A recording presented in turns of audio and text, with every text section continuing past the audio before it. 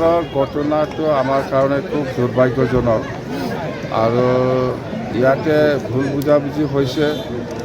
ইয়াত কোনোবা থাৰ্ড পাৰ্টিয়ে সোমাই পেলাই যিটো ৰাজনৈতিকভাৱে এইটো এডভান্টেজ ল'ব বিচাৰিছে বা গণ্ডগোল কৰিব বিচাৰিছে, সেইটো আমি কেতিয়াও এনকাৰেজ নকৰিম।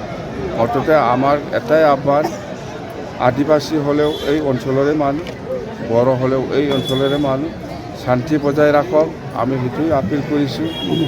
সকলোৱে এই অঞ্চলৰে মানুহ, কোনো বাহিৰৰ মানুহ নহয়। আমি ইয়াতে থাকিব লাগিব, সাৰা জীৱন ইয়াতে থাকিব লাগিব, ইয়াতে কাম কৰি খাব লাগিব, একেলগে থাকিব লাগিব।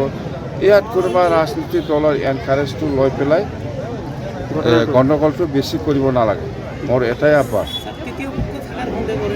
আছে আছে ইয়াত থাৰ্ড পাৰ্টি সোমাইছে, এইকাৰণে এইবিলাক ঘটনা হৈছে, নহ'লে এনেকুৱা নহ'লে হয় নাই। ইয়াৰ ব্যৱস্থা লোৱা নোলোৱা প্ৰশাসনৰ হাতত।